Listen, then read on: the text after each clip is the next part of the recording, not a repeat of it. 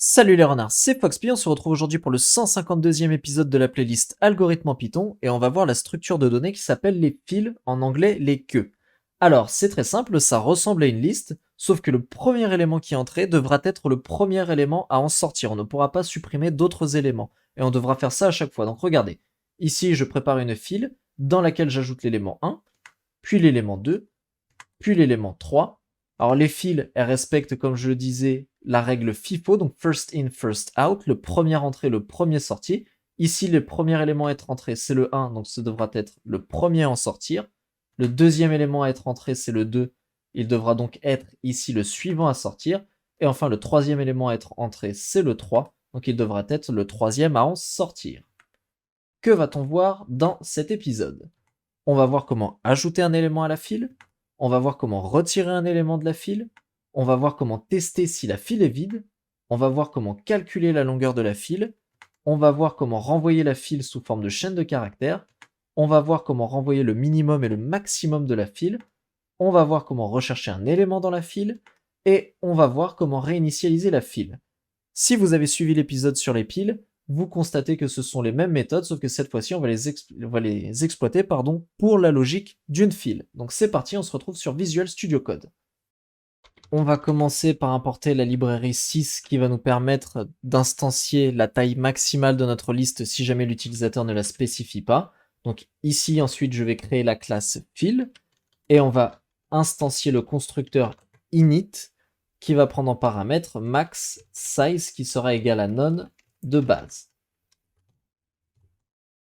Alors, notre queue ici, donc notre fil, ça sera une liste représentée par self.items et on va avoir max size tout en majuscule qui sera égal à 6.maxInt si max size est égal à none, sinon ça sera égal à max size. Donc là j'explique, 6.maxInt c'est un attribut en fait qui indique la taille de la longueur maximale d'un nombre entier en Python. Si jamais l'utilisateur ne spécifie pas de taille maximale, alors on attribue cette taille à maxSize. Sinon, on attribue la taille qu'a donné l'utilisateur dans la variable maxSize. Ok. On va créer la méthode push qui permet d'ajouter un élément à notre fil. Donc ici, push self item. Alors si l'item ici, c'est une liste, ça veut dire qu'on veut ajouter plusieurs éléments d'un coup. Et pour ça, on va utiliser une boucle for it in item.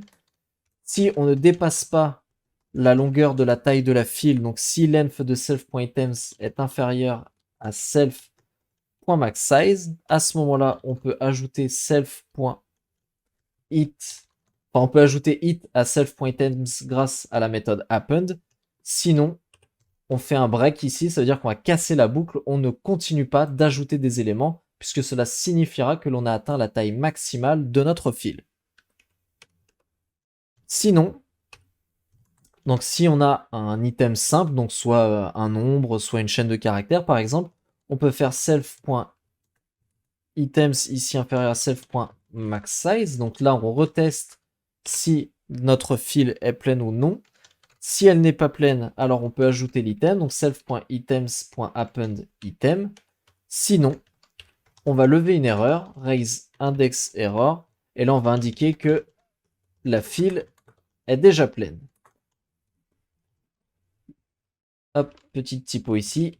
Donc là c'est bon, on en a fini pour la méthode push. On peut utiliser la méthode pop qui va nous permettre de retirer un élément. Donc rappelez-vous, une file, ça respecte la règle FIFO, first in, first out. Donc ici, je vais coder la méthode pop et je vais faire self.items.pop de 0. En effet, l'élément qui est à l'indice 0, c'est le premier élément, donc c'est lui que l'on va retirer. Ok. Je vais coder next item to pop, donc def next item to pop, qui va renvoyer le prochain élément qui devrait être retiré de notre file. Et là, je vais faire return self.items de 0. Ok. Alors avant de continuer juste sur le pop, on va ajouter ici une petite condition. Si length de self.items est supérieur à 0, alors on va effectivement faire le pop. Et sinon, on va lever une erreur puisqu'on ne peut pas retirer d'éléments sur une file qui est vide. Donc on va faire raise index error, the key is empty, can't pop on empty queue. Voilà, comme ceci.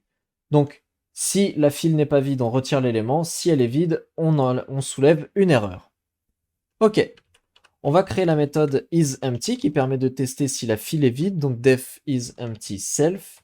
Et ici, je vais faire return length de self.items double égale 0. Donc si c'est égal à 0, ça renverra true. Si ça n'est pas égal à 0, ça renverra false.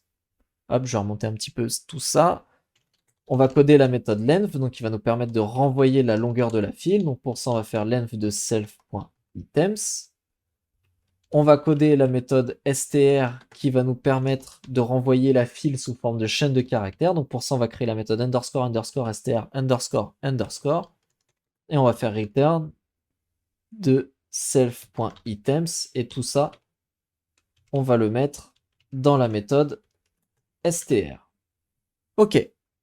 Alors, il nous reste à coder la méthode min, max, find et reset. Donc, trouver le minimum et le maximum de notre file, réinitialiser la file et trouver un élément, trouver l'index d'un élément dans la file. Donc, on va commencer par min, def min self.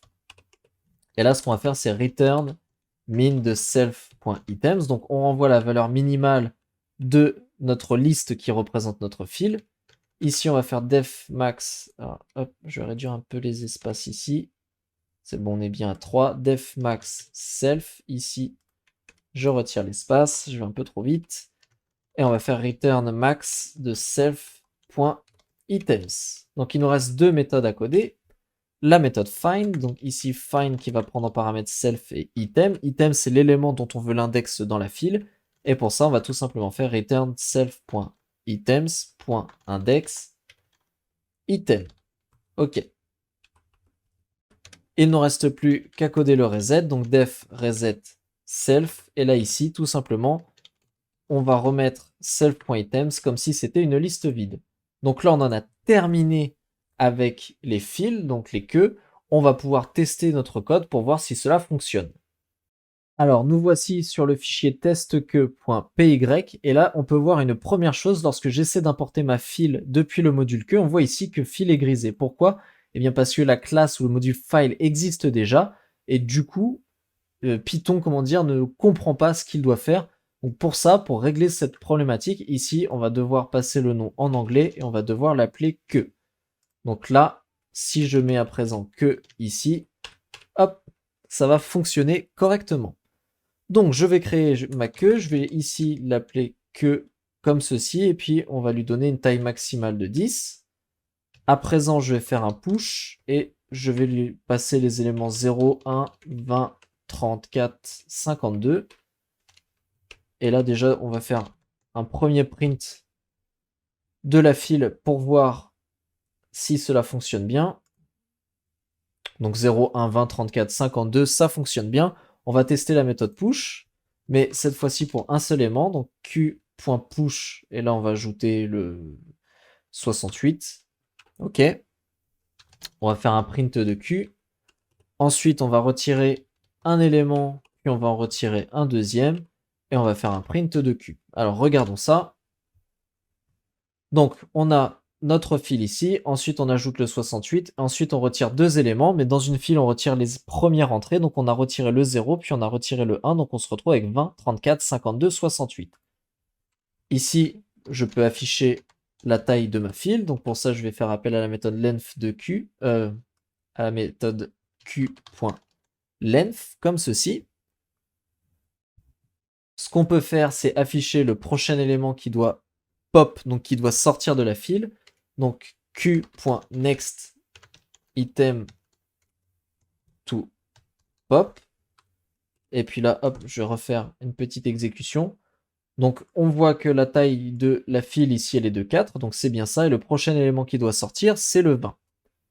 Est-ce que ma file est vide? Donc printq.isEmpty. Non, elle n'est pas vide, donc normalement ça devrait nous afficher false. Et qu'est-ce qu'on peut tester? On peut tester de renvoyer la valeur minimale et la valeur maximale. Donc printq.min et printq.max. J'exécute.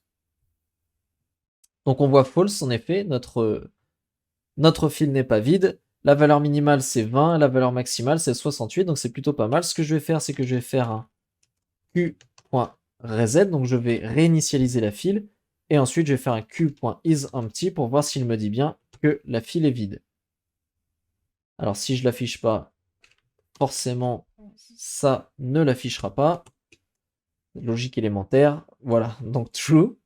La file est vide maintenant, donc ça c'est plutôt pas mal. Il ne nous reste plus qu'à trouver un élément par son index. Donc ici je vais faire print q.find et on va essayer de retrouver le 34. Donc si je fais CTRL F5, alors 34 is not in list et ça n'est pas le cas. Il devrait y être. 34 est ici. Et donc là il ne le trouve pas. Il va falloir faire une petite investigation. Nous avons une erreur. Ah, mais je suis bête, il n'y a pas d'erreur. J'ai vidé la liste. Des fois, ça, c'est des petites étourderies qui arrivent assez régulièrement quand même en développement. Donc, ce qu'on va faire, c'est qu'on va le mettre juste avant le reset. Donc, CTRL F5.